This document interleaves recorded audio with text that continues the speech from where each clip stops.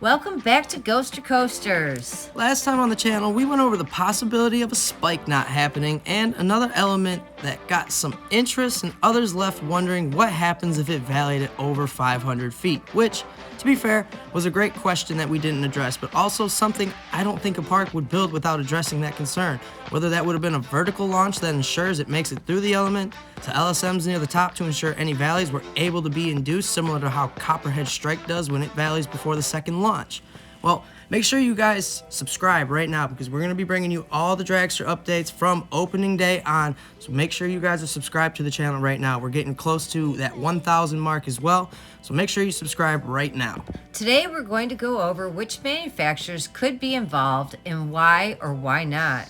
We have heard plenty of talk, plenty of predictions, and logical lines of thinking, such as our good friend Josh's Station Weight's recent video, to El Toro Ryan's believing it's Zamperla, and much, much more here.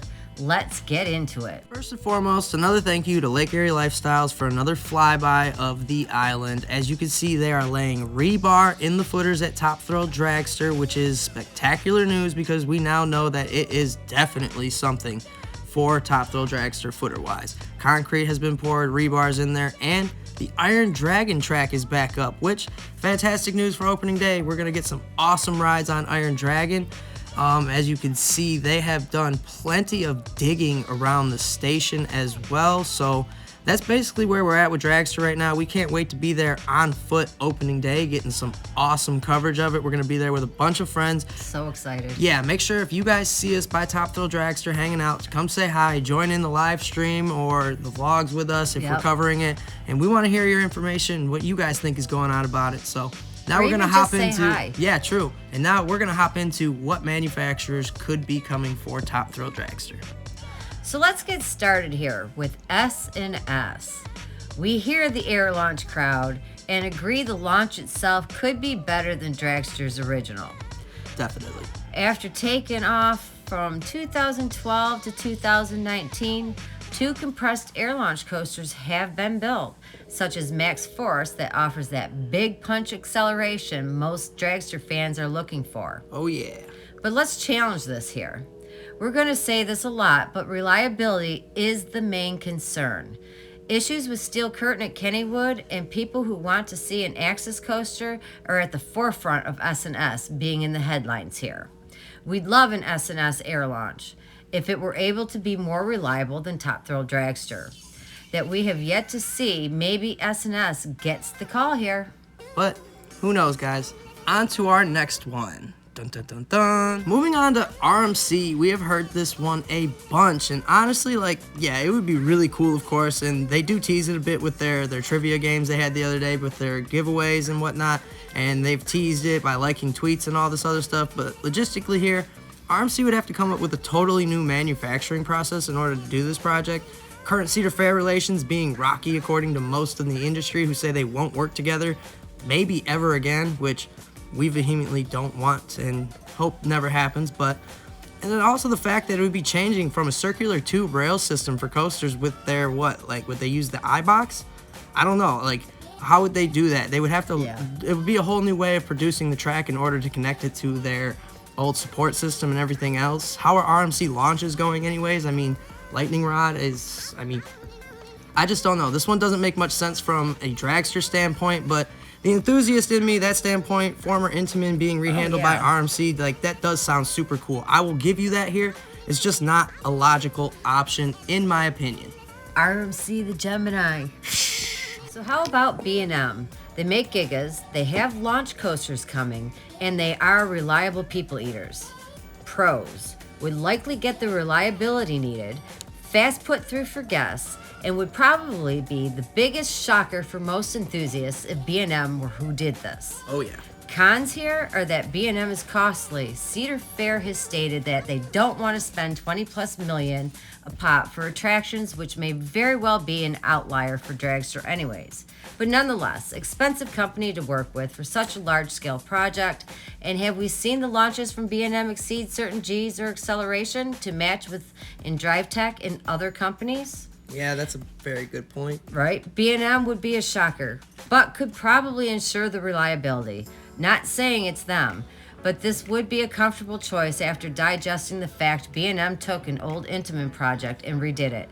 That alone would be fascinating, with B&M and Intamin's crossing history. Oh yeah, that's something that I definitely would be amazed by. I'm sure every other enthusiast would be too. So, how about Gerstlauer? Now, they offer a packy punch on launches and would be a wild card in the Dragster race. Now, we've never seen the long trains needed from Dragster from Gerstlauer though, and I'm sure the park would use different trains anyways, but I do wonder if they could produce a launch fast enough for Dragster's reimagining. However, this would be an absolute prototype, as well as many of these other companies here, which Cedar Fair will not build twice and risk losing on a second time. They want to address the issues with Dragster, not pay for another mess to run, and Gerstlauer would seem to be a big risk for this project, albeit they do make some great coasters. All I can say is their launches are on par with Intamin, and you can check that out in Station Weight's video with actual math breakdowns, but somewhere between 2 to 2.5 Gs on their launches are similar to Intamin and sometimes even exceed them. So that's an interesting one here. I just don't necessarily see Gerstlauer coming. Let us know what you guys think about that one. Moving on to the obvious ones. Moving on to Zamperla. While Cedar Fair has a relationship with them for flats and this Wild Mouse Boardwalk expansion, I believe this is a huge risk if the investment failed, because Zamperla has shown few capabilities needed for Dragster, short of repurposing and refurbing old Intamin track for a coaster at Peony Playland. Yep. But a quarter the size of Dragster. That's very true. Yep. Which would be a prototype investment I don't think Cedar Fair is looking for. Yeah. But Zamperla has lightning trains, so stay on the lookout for these. We could see Zamperla trains running those tracks, which I hear are quite comfy as well. Now, I wouldn't be surprised if Mach got the call, but I also would. Mach has a notoriously weak launch system recognized by many in the community, but they also have a reputation for being a really reliable company, and Cedar Fair does love them. They do make similar rides as Intamin, albeit on a shorter scale most times. Similar track profiling and build with tons of reliability. Big issue here for me is the cost and the launch speeds for us. We're not quite sure Mach can get up to those launches needed, even on swing launches and whatnot, and it's another expensive one, and again, kind of a prototype, not really, but I mean, because they have over 200-foot coasters, so technically they're closer, but I just don't see Mach being the ones doing Top Thrill Dragster per se, but I wouldn't be shocked either if they got the call. That would be super interesting and surprising as well. So the main question comes back to Intamin, and here's some questions just off the rip. Who has made strata coasters? Intamin. Now, who does the spikes over 200 feet on coasters? Intamin. And who has shown the capabilities to work on something the size of Top Thrill Dragster in their portfolio? Intamin. It seems to be the only company that has the answers for their past mistakes, so this is one that, logically thinking, I know Cedar Fair doesn't have the greatest relationship with them, and according to many enthusiasts, they will never work with them again.